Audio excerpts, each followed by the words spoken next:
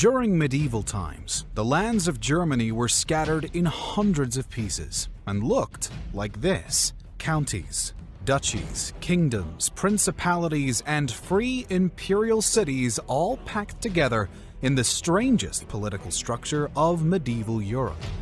This so-called empire changed its shape multiple times and took part in external and internal military conflicts. One of the entities, Prussia, grew in the next centuries through diplomacy, political unions, and wars. By the end of the 18th century, becoming one of the most powerful German kingdoms. During the Napoleonic Wars, what was left of the Holy Roman Empire was dismantled, and after the Peace of Vienna, Prussia expanded and became part of the new confederation of German states. The next years represented revolutions across Europe. The idea of removing the old political structures and creating the new nation-states was envisioned. All across the German Confederation, many started to think about a single German nation. But not many wanted to give up power so fast. The German unification will happen through a series of wars carefully planned and executed by Prussia. Stick with us until the end.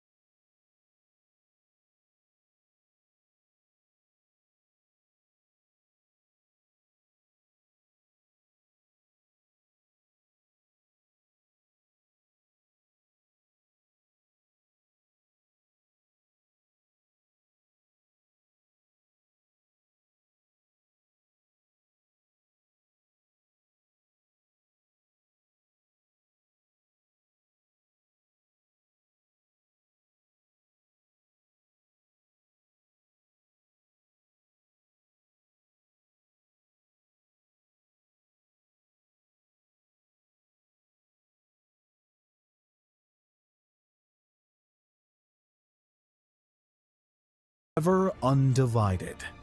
This heavily controversial interpretation would start to become significant after the dissolution of the Holy Roman Empire and the formation of the German Confederation, which included the territory of Holstein. By this point, much of Holstein and Schleswig had become ethnically German. So when King Frederick VII of Denmark announced to the people of Schleswig that the duchy was to become even more closely tied to his kingdom, many of its citizens rebelled. Numerous of these people, who were ethnic Germans, wanted to see both duchies pushed further away from Denmark and closer to the German Confederation instead. The political systems within the Kingdom of Denmark and the Schleswig and Holstein duchies appeared to differ notably, and many Danes were concerned by Holstein's membership in the German Confederation and its potential interference in Danish affairs. Additionally, there were growing ethnic and linguistic divides throughout the duchies, which were only accentuated by the growing nationalism on both sides. As tensions and dissatisfaction grew, the newfound Schleswig-Holstein question eventually led to the first round of full-blown military conflict. The first straw appears to have been when King Frederick in 1848 was asked to recognize the joint Schleswig-Holstein state that had been described in the earlier treaty, and he ultimately declined to do so. His reasoning was that even though he recognized the right of Holstein to exist within the German Confederation, he far from wanted to see the same thing happen to Schleswig, which prompted him to state that he simply lacks the power, the right, or the wish to see Schleswig unite with Holstein as a German state. This was not taken well nor lightly by those who had made the request. A rebellion then followed, as the defiant citizens of Schleswig and Holstein were able to win over support from the troops of the Rendsburg fortress after marching there with their own growing militia. While some Danish troops at the fortress refused to join the cause, they made a deal to return to Denmark and refrain from joining the counteroffensive, although there was not much of a way for the Schleswig-Holstein rebels to really enforce this. Regardless, the rebels marched next to the city of Flensborg, which they swiftly occupied. While this success came early, it was short-lived, and the Schleswig-Holsteiners were soon chased out by the responding Danish troops, who came out victorious at the Battle of Bov less than 2 weeks after the initial occupation. Still, the Germans were unwilling to see their friends fail, and Prussian troops were quickly sent in to support the rebels. The Battle of Schleswig on April 23rd, a couple of weeks following the Battle of Bov, resulted in a Prussian triumph. A series of successes followed for the Germans, but the Danes eventually turned the tide by the Battle of Sundeved in May, and seemed to have regained the upper hand from that point on. Now, with defeat after defeat and complete opposition from the rest of Europe, the Germans were forced to consider negotiation. The Danes, contrarily, rejected the demands made by the opposing belligerent and broke off diplomacy before an agreement could be made. Eventually, with building pressure from the surrounding European powers, the Armistice of Malmo was signed between Russia and Denmark and almost entirely accommodated Denmark's demands alone.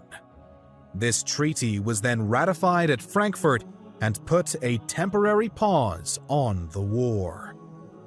The following year, the London Conference was convened in hopes of resolving the root of the conflict, but negotiations broke down despite British, Russian, and German agreements on the core matters.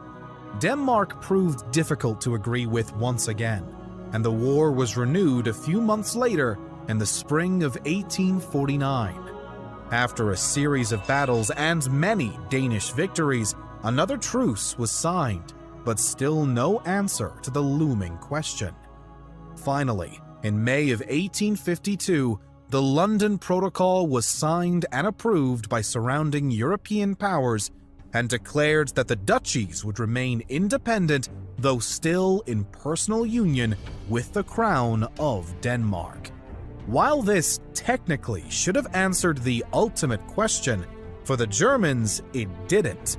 Still displeased with the connection of the duchies to the Danish kingdom, and now the attempted changes made to the succession of the thrones within the kingdom and duchies, the Germans in and outside of Schleswig and Holstein remained ready to fight once again.